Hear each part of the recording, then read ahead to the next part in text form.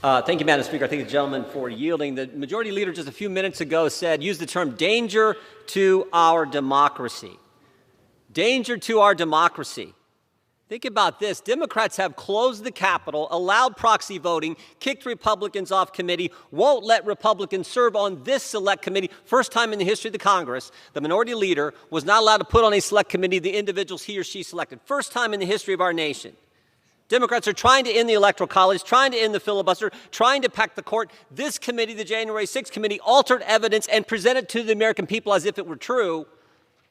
And they accuse us of being a danger to our democracy? Mr. Gates was right. We got a border that is complete chaos.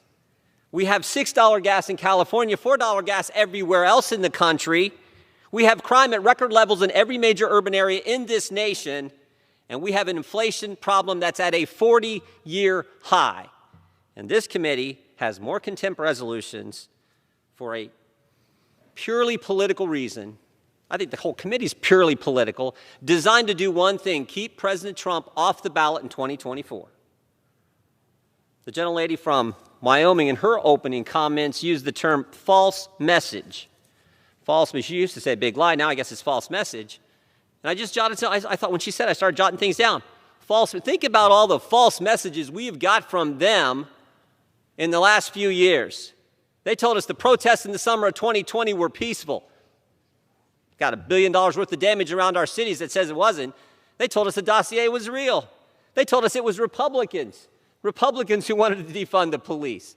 That's almost laughable if it wasn't so serious for our law enforcement and for the families who live in those areas where mayors and city councils did defund the police. They told us the FBI didn't spy on the Trump campaign. We know that wasn't true. We got Inspector General reports that tell us all kinds of things about what they did in front of the FISA court. They said Trump colluded with Russia. We got a Mueller report, 19 lawyers, 40 FBI agents, 30 million hard-earned American tax dollars in that report that said that false message was just that, false. They told us COVID didn't start in the lab. Sure looks like it did. They told us the lab wasn't doing gain-of-function research. Sure looks like it was. They told us the vaccinated can't get it. We know that's wrong. Every day there's a new announcement. A member of Congress is getting it. Fully vaccinated, boosted, everything else. They told us the vaccinated can't transmit it. They told us that was wrong. And you talk about the biggest false message that's just been confirmed in the last week, how false it was. The Hunter Biden laptop was Russian disinformation. The Hunter Biden laptop was Russian disinformation. October 22nd, 2020, 2 weeks before the election, candidate Biden, in a debate, is asked about his son's business dealings with foreign companies. He says, quote, nothing was unethical. He said, my son has not made money with business interests with companies with an interest in China. And we all know there are 4.8 million reasons why that statement was not accurate. And how do we know? Washington Post told us. Not me, not President Trump, not Republicans. The Washington Post told us last week, 2 stories last week, a week ago today. One at 11 a.m., one at 11:04 a.m. 2 8-page articles, 4 minutes apart, confirming what we knew, but what big media, big tech, Democrats colluded to keep from the American people just days before the most important election we have, the presidential election. Who's going to be our next commander-in-chief?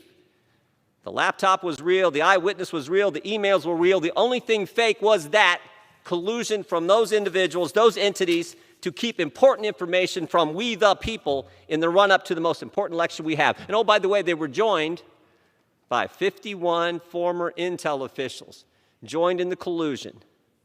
You know, it's also interesting, it's funny how that story has changed.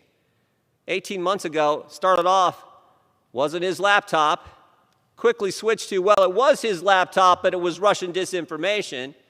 And now it is, well, it wasn't Russian disinformation, but Joe Biden had nothing to do with it. Now it was, well, Joe knew what was going on, but he wasn't really involved in anything wrong. Ron Klain told us that, Chief of Staff told us that Sunday. We need to be focused on the issues that the American people want us to focus on. If you want to talk about danger to our democracy and the biggest false message, I would say what happened, one of the biggest dangers to our democracy and one of the biggest false messages is what happened 18 months ago, where that story was kept from the American people. We could dig into that, find out what went on there, why that happened, and we could also focus on the record crime, record inflation, record price of gas, and the chaos on our southern border that's about to get worse as the Democrats look to, as the Biden Gentleman's recognized for 30 more seconds.